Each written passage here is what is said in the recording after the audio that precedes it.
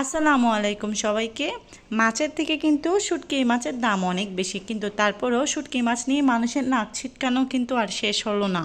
যাই হোক, চলুন রান্নাঘরে চলে যাই। চ্যাপা শুটকির ঝুরা করব, তার জন্য আমি শুটকিগুলোকে প্রথমে গরম পানি দিয়ে ভিজিয়ে রেখেছিলাম।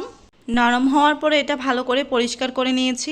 আর লাগছে আমার পেঁয়াজ কুচি। আমি এখানে দেশি রসুন নিয়েছি 1 কাপ পরিমাণ, আর লাগবে বেশ কিছুটা কাঁচামরিচ। ব্যাস, এই দিয়ে কিন্তু শুটকি জোড়া তৈরি হবে। চুলায় একটা প্যান বসিয়ে দিয়েছি। প্যানটা গরম হলে এখানে আমি 1/2 কাপ পরিমাণ তেল দিয়েছি, রান্নার রেগুলার তেল। এখন আমি এখানে 1.5 কাপ পরিমাণ পেঁয়াজ কুচি দিচ্ছি। পেঁয়াজটা একটু বেশি লাগবে। সেই সাথে দিয়ে দিব শুটকি মাছগুলো। তেলের মধ্যে শুটকি মাছগুলো ভেজে নিলে ফ্লেভারটা কিন্তু খুব বেশি ভালো আসে। পরিমাণ মতো লবণ দিয়ে শুটকি মাছগুলো খুব ভালো করে ভেজে নিচ্ছি। বাপরে বাপ, শুটকি মাছের যে স্মেলটা না বের হয়েছে। এখন এর মধ্যে দিয়ে দিব 1 টিস্পুন লাল মরিচের গুঁড়া, আর দিয়ে দিচ্ছি 1/2 টিস্পুন হলুদের গুঁড়া।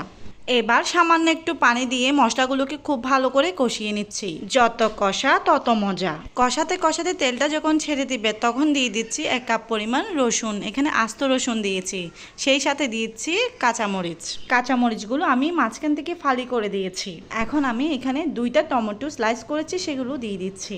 এটা অপশনাল, আপনারা চাইলে দিতে পারেন অথবা নাও দিতে পারেন। শুটকি মাছের মজাই কিন্তু হচ্ছে রসুন। বেশি করে রসুন দিলে কিন্তু বেশি মজা, আর সেটা যদি হয় দেশি রসুন তাহলে তো আর কথাই নেই। এই মশলাগুলোকে কষিয়ে নিয়ে আমি ঢেকে বসিয়ে রাখলাম আরো 10 মিনিট। পুরো রান্নাটাই আমি মিডিয়াম লো হিটে রান্না করছি। মিনিট কষিয়ে আবারও ঢেকে দিলাম 10 মিনিটের জন্য। এবার কিন্তু শুটকি জোড়ার পানি একদম শুকিয়ে গেছে। এবার কিন্তু খুন্তি দিয়ে নেড়ে একদম ভাজা ভাজা করে নিতে হবে। আপনারা নিশ্চয়ই দেখেছেন আমার রসুন কিন্তু একদমই গলেনি, আমার মরিচটাও কিন্তু একদমই গলেনি। এগুলো গলে গেলে কিন্তু শুটকি জোড়ার মজাই শেষ। এবার কিন্তু চুলার জালটা বাড়িয়ে শুটকিগুলো একদম ঝরঝরা করে নিতে হবে। আর বেশি করে ধনেপাতা কুচি দিয়ে দিচ্ছি।